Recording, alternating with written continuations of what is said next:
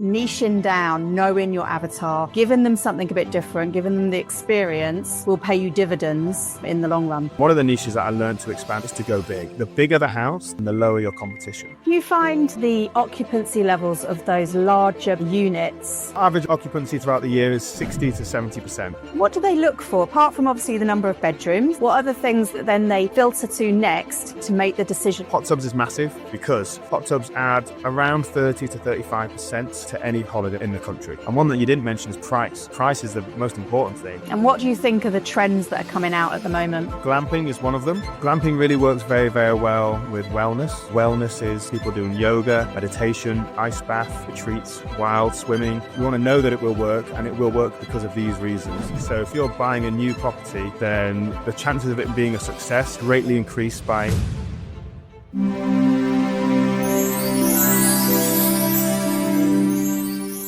Building wealth through property isn't about chasing big deals and paydays. It's about owning assets that make money for you consistently. But figuring it all out on your own, that's where most people get stuck. That's why we created this Property Life membership. It's everything we wish we had when we started. Expert guidance, real-world case studies, and a private community of investors actually doing deals, not just talking about them. So you could spend years trying to piece it all together yourself, or you could plug into a system that's already working for our community. Check out our membership page at This Property Life. Everything you need to know is right there. Success is a team sport. Come join in. On today's episode, I'm joined by property investor and serviced accommodation specialist, Phil Saunders, director at Saunders Property, and a man who knows exactly how to carve out success by niching down. We dive into why going board could cost property investors money, how Phil found his sweet spot in the serviced accommodation market, and what you can do right now to stand out, attract better guests and boost your profits. I'm your host on This Property Life, Sarah Blaney. So let's talk the weird and wonderful world of SA strategy and I guess the serious power of staying in your lane. Phil, welcome. Thank you very much. Yeah, it's a pleasure to be here. Really pleased to be able to add my insights and my knowledge. I only invest in SA, serviced accommodation, or holiday lets. And I've spent many, many years honing the strategies that you need to learn to kind of make this a success. Before we jump in, let's tackle one of the biggest hurdles for property investors, finding the best buy-to-let locations for top returns. Over the years, we've helped countless individuals pinpoint the most profitable locations and maximize their rental income. To make it easier for you, we've put together a free guide to buy-to-let hotspots for 2025, designed specifically for you to understand the market, stay ahead of the trends, and it even includes a list of our top 10 locations in the UK. Get it now for free by clicking the link in the description below and start building your property portfolio today. So I've spoken to Phil off camera, and your SA niche is really different. So there's so many people out there teaching how you need to know your avatar, which you absolutely do. You need to know who you're selling to so that you can really hone in on that and all that sort of stuff. But they're sort of like, yeah, go for a contractor market. You know, you might not get the nightly rates, but you're going to be more full. You're going to get longer term stays, less turnover, all of that sort of stuff. And whilst that's definitely true, and there is a market for that, you do not follow that pattern at all, do you? No, not since the first deal I've ever done. And now we're going full circle back to that. So let's go back to the first deal I ever did in serviced accommodation, where I learned all my tips and tricks and gained most of my knowledge, which was a really interesting deal, a creative deal, which I still teach people how to do if you're interested in it. A rent to serviced accommodation with land, which is a really unusual thing to do. I live in a beautiful part of the country, a Peak District National Park.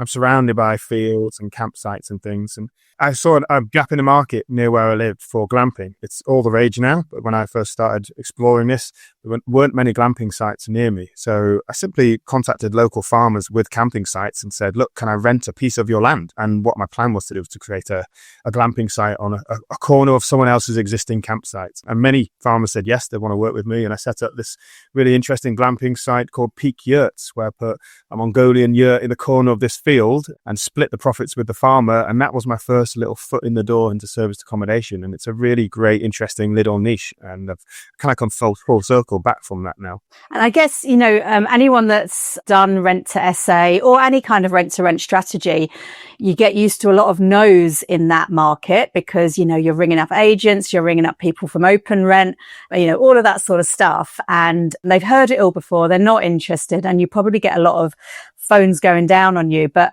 to talk to farmers, they're very used to renting out their land. And I can guess that must have been a far easier conversation. No. Oh, no way. There you go. I still got a lot of no's. But you only need one person to say yes. I think I deliberately targeted farmers close to me. So I just searched on Google, campsites within 10 square miles of where I lived. And loads of these little campsites popped up that I didn't even know existed. And I just called them all. There was about 34, I think. And I just called every one of them one by one. Even if someone said yes to me, I just carried on calling. I just wanted to see how many sites there were to explore. So out of 34, we have 4 people that said yes. So it's pretty good. But this is a good lesson to everyone doing property, particularly if it's your first deal in Rent to SA, for example. You're going to have to kiss a lot of frogs. You're going to have to knock on a lot of doors. A lot of people will say no, but you only need one person to say yes, and you've got a deal and you're good to go. The advantage I had with doing this particular strategy is there's no one else calling up farmers saying, can I start a glamping site on your land? The challenge with Rent to SA, and this is kind of partly where the conversation is going to lead throughout the rest of the topic today, is that there are lots of people doing the same thing nowadays. There's more and more people getting into Rent to SA, serviced accommodation in general, and the market's becoming increasingly saturated, and it's increasingly hard to find that one person that says yes, because every single agent in the country, and I know many of them, get lots and lots of people that have gone through training courses knocking on their door wanting to do Rent to SA, and they've heard it all before. So it's very, very challenging to get started doing it that method. But if you can do something different like this, you're then entering into a different market. And I can guarantee farmers aren't getting called all the time saying, hey, can I come and put a yurt on your land? So they're more open to that relationship and that conversation. It's something they might not have heard before, in which case you've got a good opportunity to persuade them that it might be a good thing for them to do and a great win-win for both parties. And did you deliberately target people that already had campsites from a planning perspective and an amenities perspective?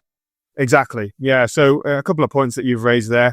A Mongolian yurt is pretty close to a tent. If you've got planning permission for a camping site, then it's like having a tent there. So it's quite similar. So there's a lot of crossover. And like you said, one of the challenges and one of the reasons I was beginning a Rent to SA deal in the first place is because I didn't have a lot of money to invest. If I did, I would just go buy some land and get planning permission and create my own glamping sites. But people doing Rent to SA genuinely have a smaller pot to work with. If you use existing campsites, then they've got so much infrastructure you can already rely on. Usually they've got shower blocks and toilet blocks already. The land's flat. Obviously people aren't camping on a steep hill. So it's already been leveled to a certain extent. And it's got access roads coming in and out of the campsite in various places. All that infrastructure, you'd have to go and put into an empty piece of land. And all that costs money on top of the purchasing of the land itself. And if you were going to do that and you've had that sort of resources, you may as well go buy a property or go buy some land and do it yourself. But using it in sites like this is really powerful because you don't have to lay out that money. And how did that first deal go? So how long did you have that Rent to SA agreement and how successful was it? It was a great deal, actually. So after the 4 people said yes to me, I went and visited all these sites and I found, the best one. And it was a beautiful site with a beautiful view overlooking a lake. It was really picturesque. And we agreed a deal profit share type arrangement rather than a guaranteed monthly rent, which is what I offered the landlord. He just said, give me £25 per night for anyone that comes and stays in your yurt, which he ended up putting up there. And it was amazing. It was like the best deal I'd ever done. It was marginally more than he charged for a normal tent to come and stay on his land. And I was charging, he didn't know this, but up to the end of the time I was there with him, up to £150 a night. So £125 profit before cost for me, 25 quid for him, 125 for me. It was a great deal. We had a great relationship for many years, built from 1 yurt to 2 to 3 on his land. And then he also got planning permission for full glamping. So he put 2 glamping pods and a shepherd's hut and another thing on his land. And I ran them all. So I got great experience running all these different units, making 50% off the profit of that, which was great, and having my own yurts on the field as well and making even more money there. And it was a brilliant, brilliant time. Sadly, like all Rent to SA relationships, at some point, the farmer wanted his land back. I'd done too good a job. Effectively, I'd created this amazing business of glamping, showed him what the potential of glamping was there. And ultimately, after a few years of running it, he said, I'm really sorry, I'm going to ask you to leave. And he's got all of his own glamping things on there, which is fine. Like, I'm all right with that. And I've moved on and do bigger and better things. But it was a great tool for me, and it was a great short-term step into buying and owning property myself.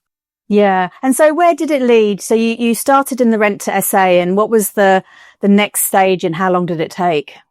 Yeah. So I leaped from renting a field and putting a yurt in it. During COVID, I went and did my first rent to SA on a property, which was fantastic. Property was what I always wanted to get into, and I loved glamping, and I still do. But I had a great opportunity during COVID where suddenly all the holiday homes in my area were empty. Before COVID, I was knocking on doors trying to get rent to SA deals on holiday properties themselves. No one wanted to rent to me. They weren't interested. But when all their calendars got emptied and they were stuck on the market and people started trying to sell the holiday homes and they had no bookings, and then here's this person coming along knocking on the door saying, hey, can I give you guaranteed rent for your property? It suddenly became very, very appealing. So I got a great deal on a property that was for sale and for rent, which, as we all know, is a great sign of a motivated vendor. And I agreed effectively a 1-year PLO. I said, look, I want to run the holiday home. I really want to buy this holiday home, but I don't know if it's going to work yet. And we're currently in a crisis. So can you just give me a year renting on it and first refusal on the sale if I like it after a year? And it was empty for like 2 or 3 months because of COVID. But then I'll never forget, 4th of July, the government said you can go anywhere in the UK. You're out, you're free, go have fun, but it's got to be in the UK. And every holiday home throughout the country just booked out instantly for the best summer SA had ever seen, and it's still the best summer you'll ever see. So the numbers were phenomenal. So even though it was empty for 2 or 3 months, I got all my money back and more in the 6 weeks for that period of the summer holidays. And because of that, I found it very easy to attract an investor. So by the end of that 1 year, I found a lovely lady that came and bought the holiday home with me. She put all the capital in, and I did all the management and all the operation side of things. And we owned that home together for many, many years. It was a great, great first step. And it really showed me the power of working with other people's finance to go and build a portfolio, which I then did. And then with that property, was there anything unusual about it? Or, because, you do tend to like the more weird and wonderful side of things. So was that a bog standard, or was it a little gem of something? Wow, interesting. Yeah, it's great that you bring that up. It was a fairly standard 4-bedroom cottage. Now, we're going to talk about the niches, which we're going to expand into now. And the reason I don't own this house anymore is because it was too normal. It was too standard. It was pretty average. I was very happy with it, and it did okay, but it only did okay. Once we had this amazing year of COVID that passed, we were then back to a normal operational year, and the numbers just weren't great. They weren't amazing. It was just about wiping its face, and that's not what we want. We want to be in a part of an industry that's making lots of money, excess profit. We can pay our investors back and pay ourselves, but that wasn't happening. It was about breaking even, and the reason was because it was just a fairly standard house. 4-bedroom isn't too big, and it's not too small. Didn't have a hot tub. There wasn't any space for it. So ultimately, we ended up having to sell that property a few years later, which is fine. I paid off my investor. She got all her money back plus more. I also got a cut of that as well. So it was a good deal for me. But what I learned in the years to follow buying that house is there's many different niches in serviced accommodation and holiday lets that you want to expand into. And again, we've touched on this already. There's so much competition nowadays. There's really a lot of people that are doing holiday lets, and most people are buying houses like the one that I bought. Mine was kind of getting to the stage where there was less of them, 4 bedrooms, but there's a lot of people getting 1, 2, 3 bedroom. If you look at the numbers of properties in any area, there's a vast majority of them are 1 or 2 bedrooms. And because of that, there's a huge amount of competition at that level. And anyone having a new unit into that space is really going to struggle to make any profit at all because of that. And one of the niches that I learned to expand into, and I'll talk about the others as we progress today, is to go big. So the bigger the house, the less there are of them and the lower your competition. So once you get to 6, 8, 9 bedroom houses, larger group stays, that's a brilliant niche to. It took me a couple of deals to work up to that, but now I teach that if you've got the capital, or you can raise the capital to go straight in at that larger size, even though it might be overwhelming, and support, you'll find that this is the more profitable area to be in, because there are just far fewer of them in the area. And do you find that the occupancy levels of those larger units, it just doesn't have to be at the standard industry of, 70%, 80% occupancy, that you can actually have it less full, more of the time? Our average occupancy throughout the year is 60 to 70%. And that works fine. And that's a good occupancy in the UK currently in the current market. And the reason our occupancy is that high throughout the year is because nearly every weekend is someone's birthday or someone's celebration, someone's wedding anniversary or whatever it is. And the larger properties are so sparse, people book these things way ahead of time. So every weekend of the year, pretty much all of my big luxury holiday lets are booked. And then obviously you've got your half terms, your summer holidays, your bank holidays, and that fills out the rest. It's still a seasonal business and you still make the majority of your money from about now right up till September, and it peaks in the summer holidays and half terms, of course. But then throughout the rest of the year, this regular income of guests booking every weekend is fantastic. And they're booking at a high nightly rate, which really works for us. Even though the nightly rate's relatively high per night, per property, when you divide that between 16, 17, 18 people, it actually becomes very affordable.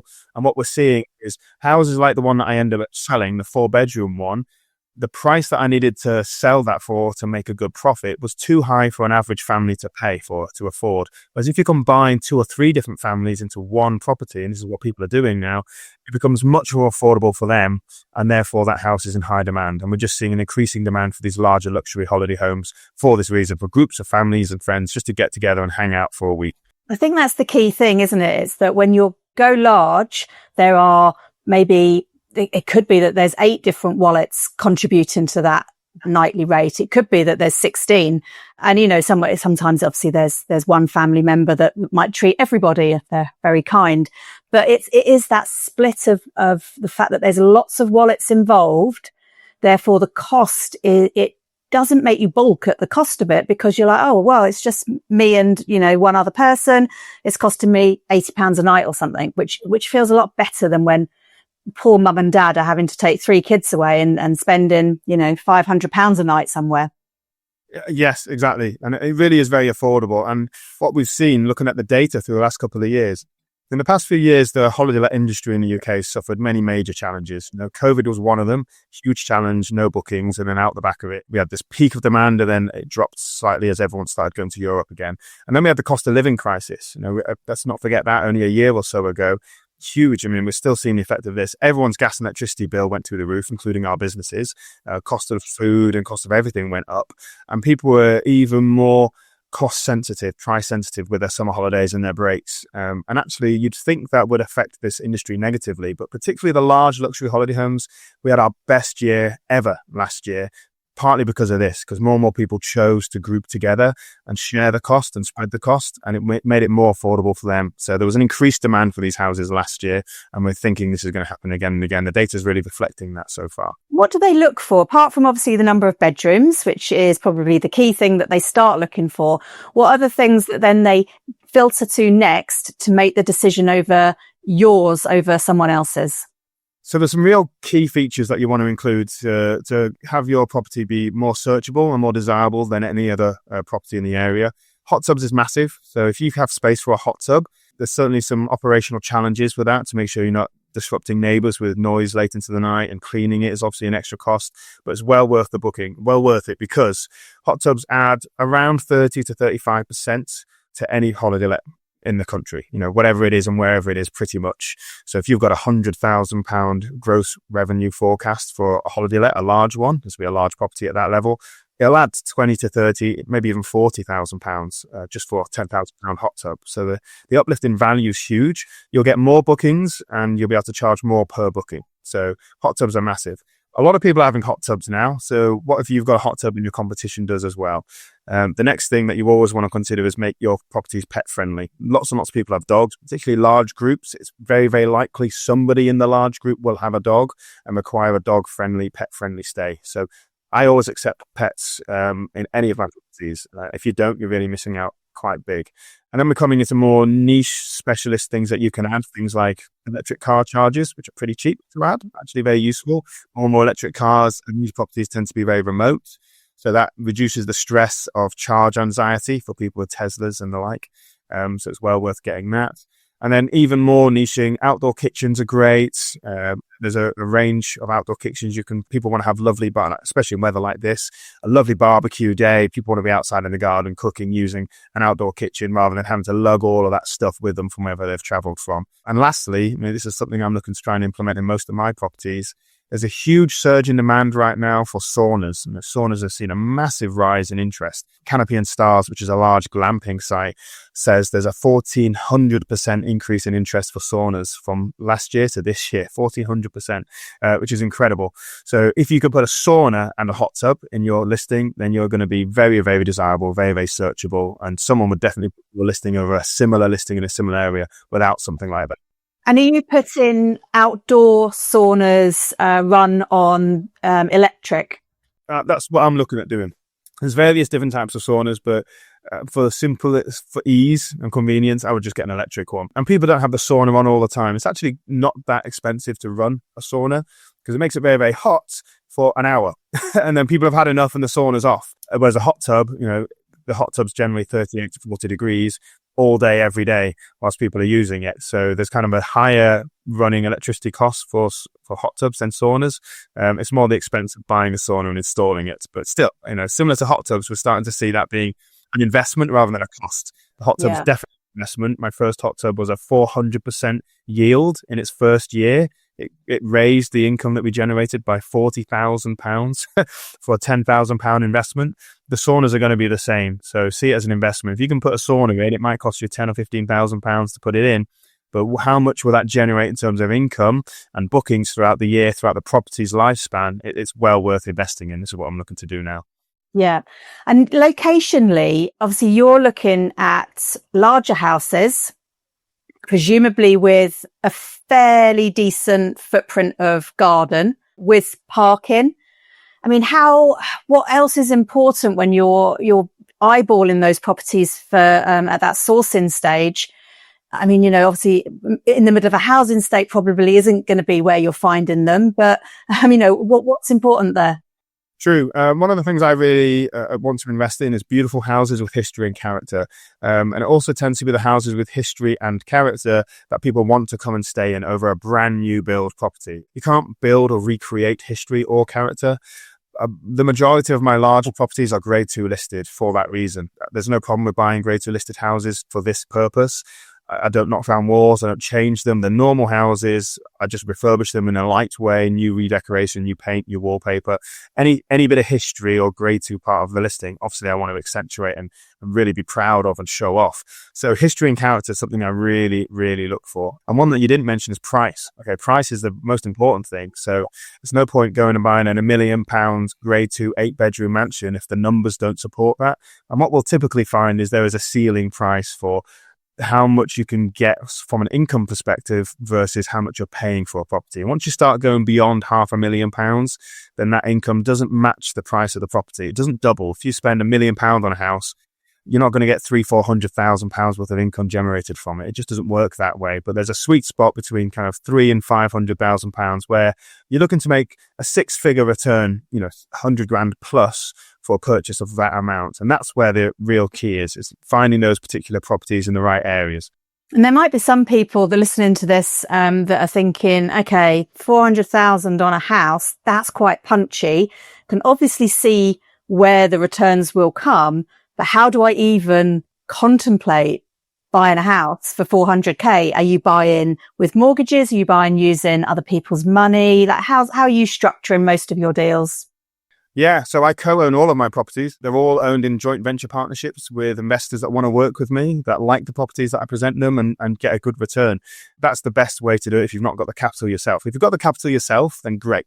Go and deploy it in a great asset that makes great money that you can spend time in with your friends and family, etc., etc. But if you don't, and I was in that position for a long time, just use other people's money and work with them. I've got some great relationships with my investors that buy these houses with me, and I keep buying more and more of them all the time, which is great. I really enjoy it. If you're sat there thinking, I don't have £100,000 in the bank, and right now I can't raise £100,000 in the bank to go buy one of these, well, that's fine, because actually there's other niches that you can delve into, which we can move on to. Going big is one. It's one that people have spoken about a lot. I've particularly spoken about it for years. Looking at the data from the past few years, there's some real trends that you can lean into if you have less money to deploy and you want to start off on a smaller scale. And what do you think are the trends that are coming out at the moment? Okay, so funny enough, glamping is one of them. So my Rent to SA glamping site worked really, really well. I went back into bricks and mortar. I'm now revisiting that because there's a huge surge in glamping in the UK right now. Glamping is set to grow price-wise by how much you can charge per night by 10% a year for the next 10 years. More and more people are wanting to disconnect, get out into the countryside. We're in an experience economy. So glamping is a real growing area that I would consider getting into it. I'm personally looking at getting back into it again. This time now a bit more experience buying land and converting it into glamping sites, which is quite exciting. It's a new venture for me. But people can still do this following my Rent to SA model. The model that I've taught people for years, I've shown, I've spoken about on multiple different podcasts is Rent to SA with glamping. There's so many different opportunities with that, with other people's land and existing campsites. It's a great niche to get into. Or even buying small plots of land or converting to plots of land that you might own as a family and get planning permission on that. That requires much, much lower capital investment. The yurts are about £5,000 each, a little bit of money to kit them out with furniture, and you're good to go. It's a completely different ballpark to £100,000 for an 8-bedroom mansion, let's say. Yeah, sure. That's just one.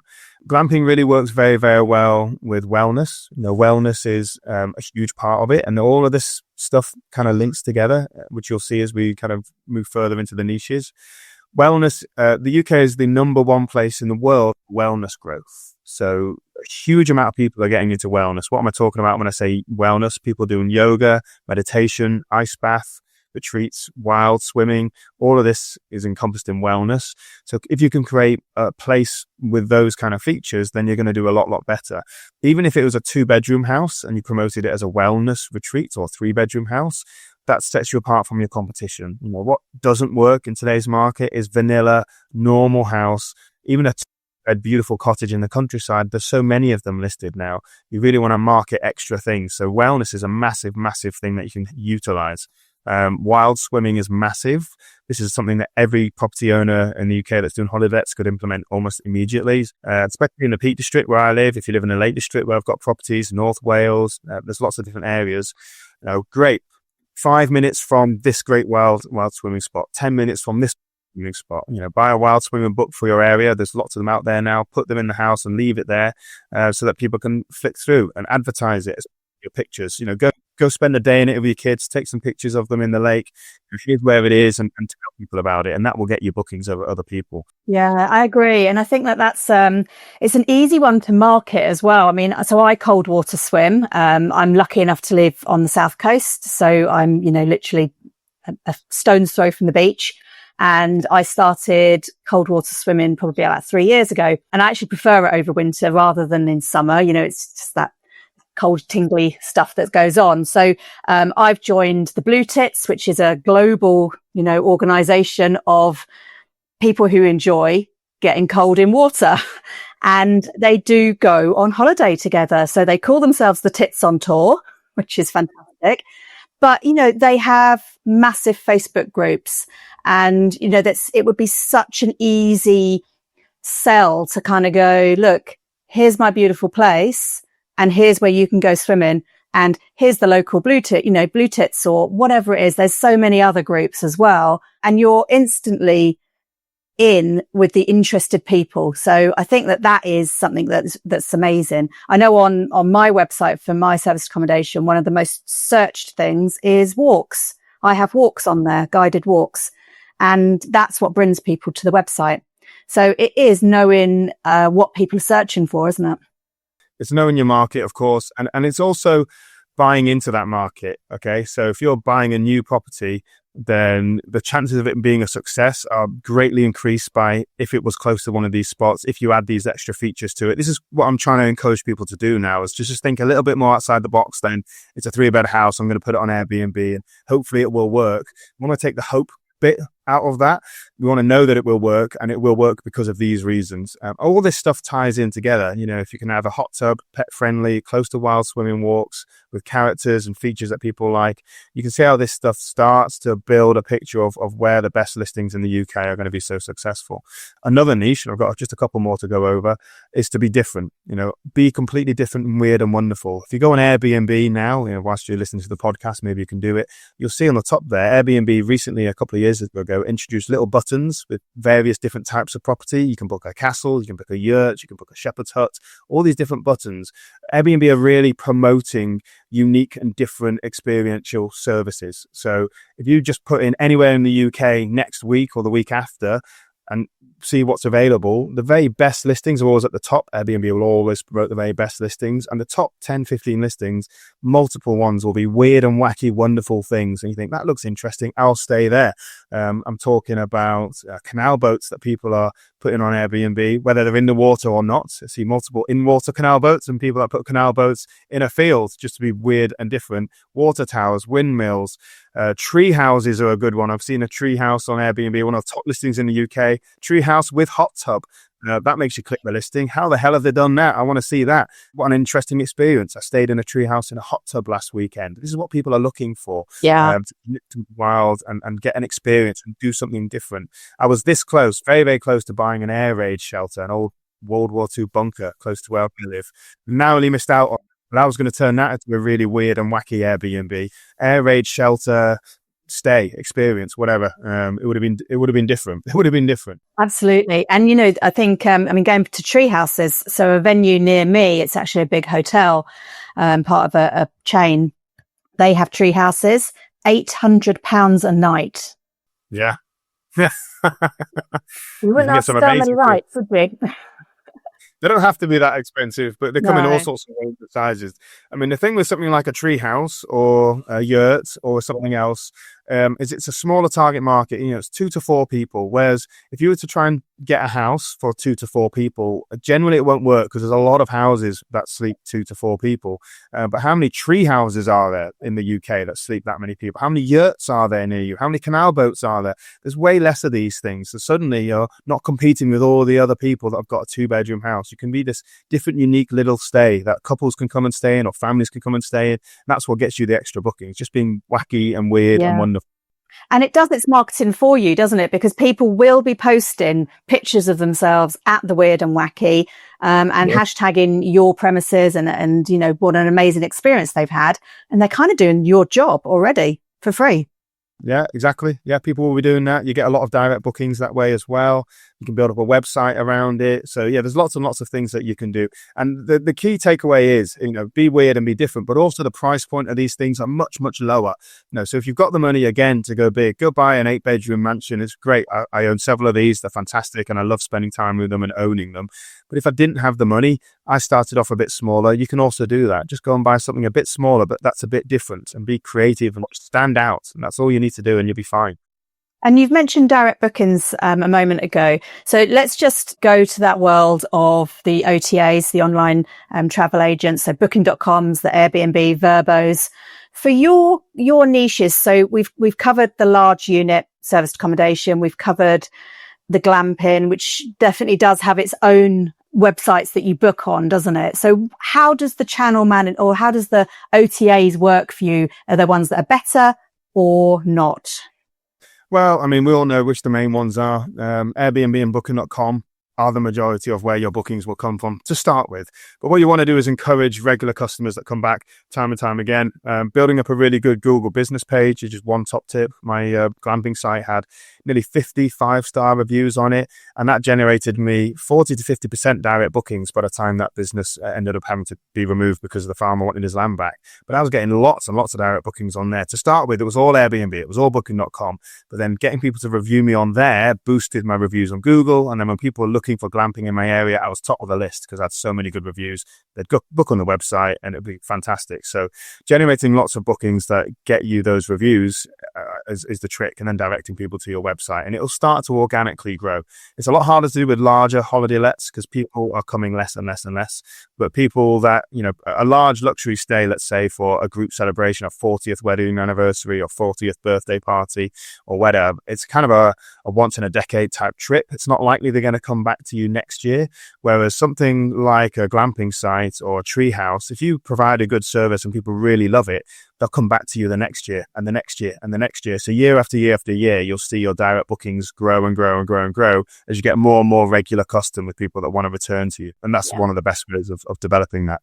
And of course, in the niches that you have, I mean, SA is a people business no matter what, but especially in the niches that you have, the personal touch, whether it's in face-to-face or actually, across communication models, is really important, isn't it? You've got to make that family or that group of friends feel loved, and that, you want them there and that you care about the experience they have.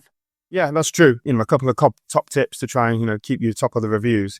The quality has got to be very, very, very high. Whatever it is that you're offering, whether it's a tree house, a yurt, or an 8-bedroom house, because there's so many people doing Airbnb nowadays, you've got to offer the very best quality service. I mean, the biggest thing that gets the most complaints is cleanliness. So whatever unit you've got, it's got to be immaculately hotel standard clean, fresh pressed white linen and all the rest of it.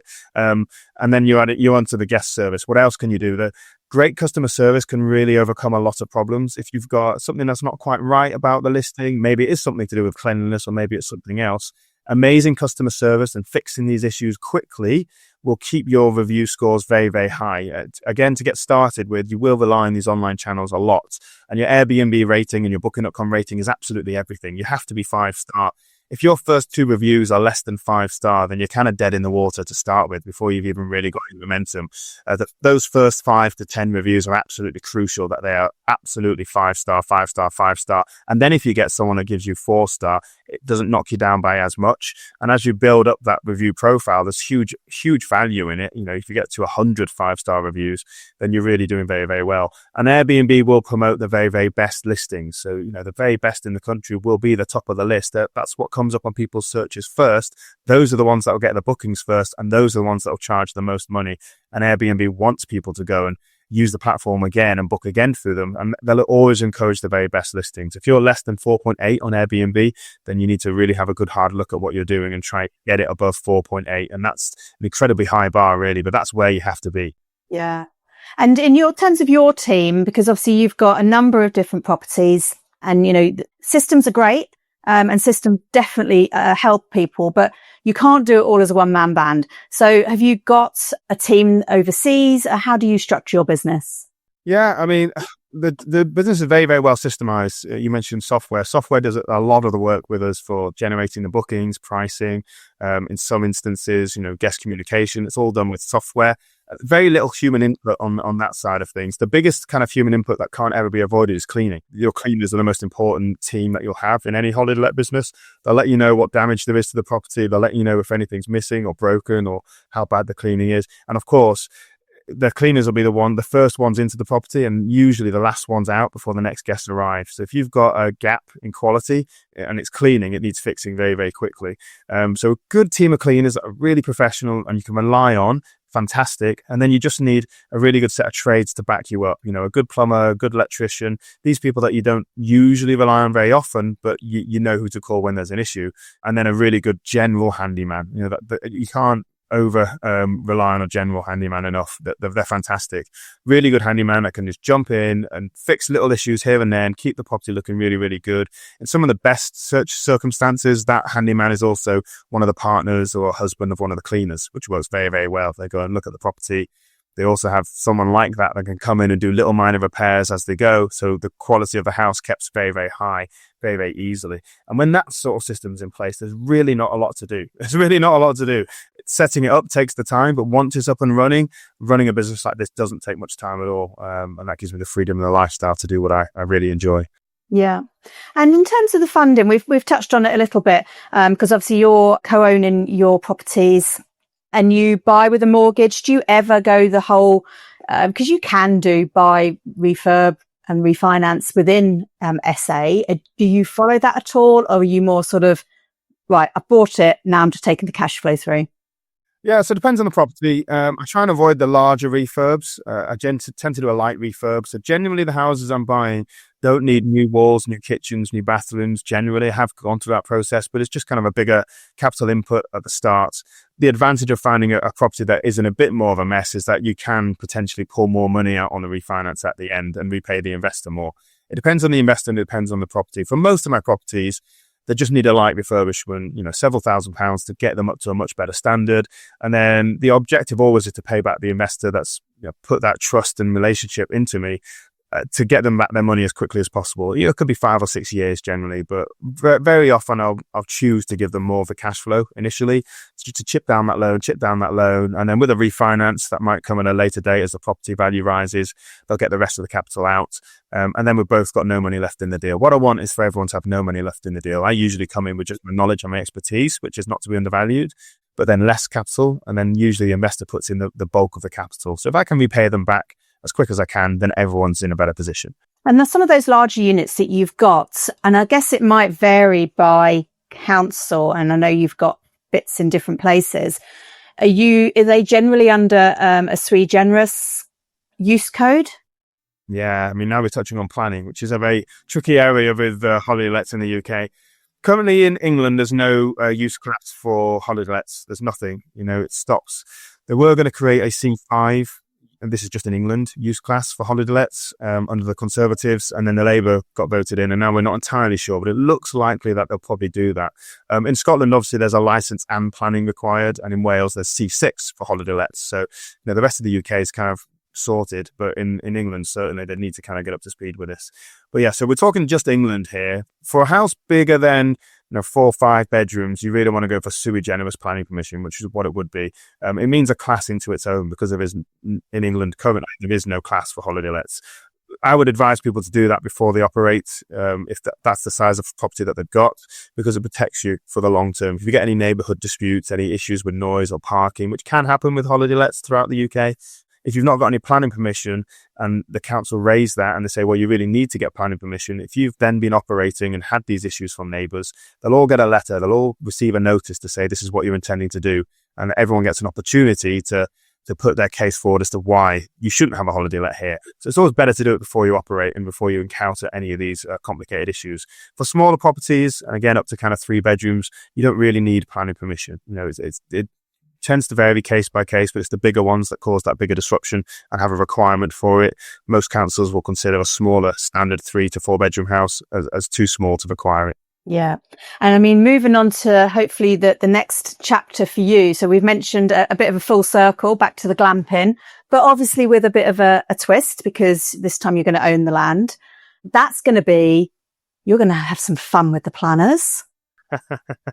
Depends where it is. If you're within a national park, then it's a lot harder. So I'd be deliberately wary of buying stuff in the national park.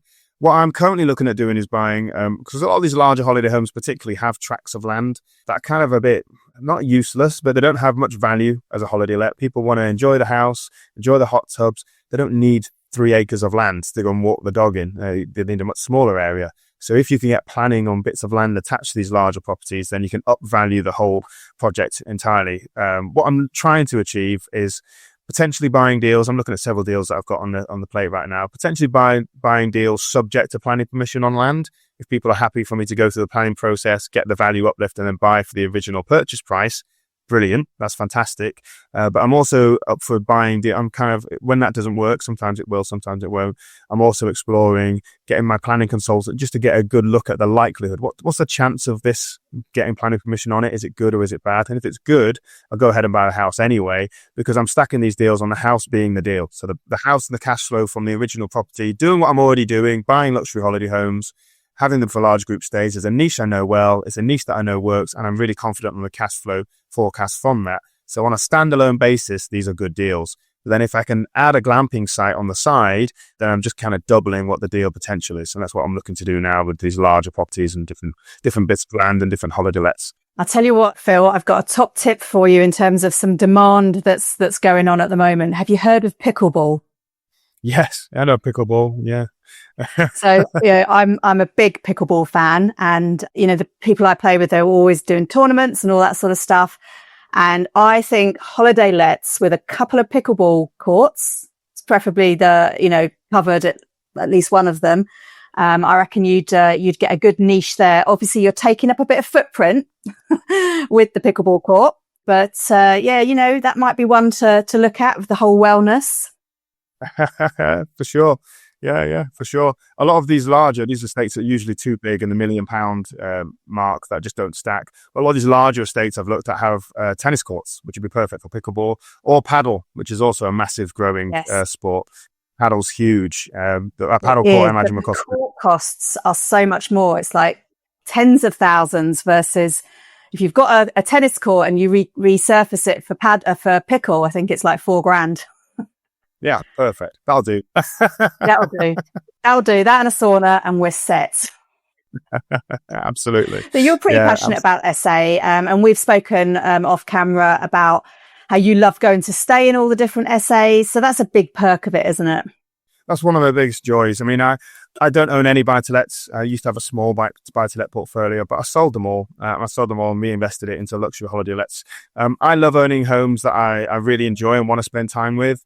I think this is why, for me, particularly serviced accommodation and holiday lets in particular, are set apart from all the other strategies you can do in property, because you can go into these houses when they're empty, or you can book the time off in the diary and use them yourself for your friends, your family, or your investors, of course. Their friends and family can come and use it. So yeah, often I'll go and do a different stays throughout the year at various different holiday lets, and I've got my favorites that I want to go to time again, as does my wife and as does the kids. And it's often a case of a bit of an argument about which one do we go to? Which one should we go to this weekend? I want to go here and I want to go here. But it's a real benefit. We've had so many great holidays in these places, and it's something that we want to own for the long term. I'm not just doing this for 3, 4, 5, 10 years. You know, it's a holiday home that I want as part of our family and our investors' family for the next 20, 30, 40 years.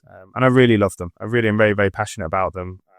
So when you're looking at buying one of these places, you know, the question I always ask myself is, would I come and spend a week here with my family? And if the answer is yes, it's a yes to buy it. If I'm sat at a house and I'm going, I wouldn't want to come and stay here, then it's a no. I don't want to buy it. I don't want to own it. I don't want anything to do with it. And that's a mistake I've made in the past, is buying some of these houses where the numbers were really good, but I didn't like the house. But, it's a business and I'm just going to invest in it. And I like the numbers. It'll make me great money. And that's perfect. I would advise anyone doing this not just to invest in the business for numbers. Don't do it just for the money. Obviously, we want to make money, but do it for the love and the passion that you'll give to those particular buildings that you inherit, that you'll pass on to your kids and your family. If you do that and you really, really and genuinely love these properties, you're not going to go too far wrong. Yeah. So I think we've explored some really strong niches. You know, we know, and we've spoken about this privately, of some other niches, which I don't think we're going to go into on this podcast. Maybe that could be another one. But there are certainly lots of different niches out there.